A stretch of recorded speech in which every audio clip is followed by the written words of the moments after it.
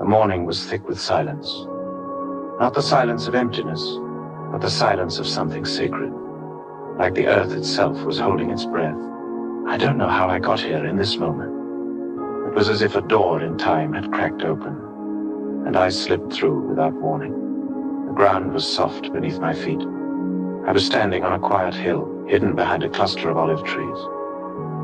And just a short distance away, he was there, Jesus. Alone, yet not alone. Still, but not idle. He was seated on a rock, knees drawn close, his robe brushing the dew from the grass. The sky was barely lit, a hush of pink brushing the horizon. But he was already awake, already listening, already communing.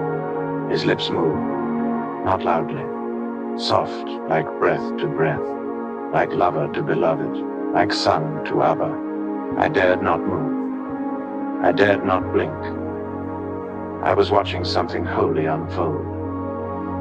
Then he spoke words I knew, but the way he said them, it was as if I heard them for the first time.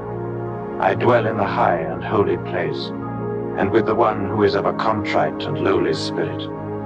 Isaiah 57:15. His voice dropped lower, reverent, like the verse was not being recited but relived. You do not despise a broken and contrite heart. You draw near to the crushed in spirit. Psalm 34:18-51-17. He paused. And in that pause, something passed over his face. A realization. Abba, he whispered, all through the scrolls, I see your heart, not for the proud, not for the mighty, but for the one who is bowed, bent, empty, needy.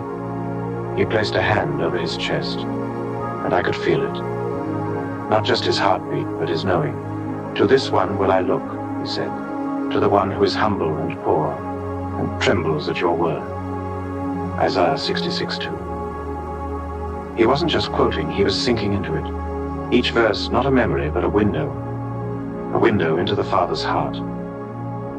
And through that window, he saw. The kingdom, he said softly, isn't given to the forceful. It isn't inherited by the strong. It belongs to the poor in spirit.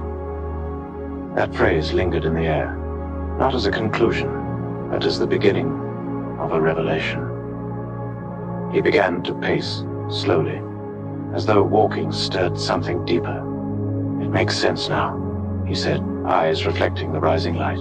David understood it. Isaiah saw it. The Psalms whispered it. All along the signs were there. The broken, you lift. The bowed down, you remember. The empty, you fill.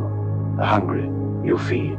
But the full, the self-assured, they walk away, because they think they don't need you. His voice trembled, not from weakness, but from intimacy. Abba, he said, your kingdom doesn't rise on pride. It flows to the low places. It pours down into the hearts that know they are small. It lifts the ones who know they cannot lift themselves. He paused again, eyes closed, breathing deep. Then slowly, softly, he said, Blessed are the poor in spirit, for theirs is the kingdom of heaven. It wasn't just a line. It was the birth of a truth. It was the moment scripture turned into breath. I stood still, overcome, as if I had just witnessed the exact moment heaven kissed the earth through revelation. Then, without rush, Jesus turned. He began walking down the hill, and as I followed from behind, the trees gave way to a clearing. A crowd had already gathered below. They didn't know what I knew. They hadn't heard what I heard, but they were waiting. And he was ready, not because he prepared a sermon, but because he had lived one.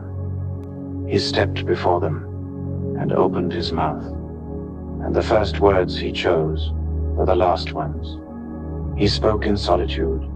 Blessed are the poor in spirit, for theirs is the kingdom of heaven. But just before he faced the multitude, he turned ever so slightly and looked toward the hill where I still stood. And in that glance, I knew he had seen me the whole time, and too had not imagined it. I had walked into his silence, stumbled into his revelation, And now it lived inside me too. The tears came, not from sadness, but from awe, because the King of Heaven had just taught me by letting me watch him love the Word and unfold the heart of the Father.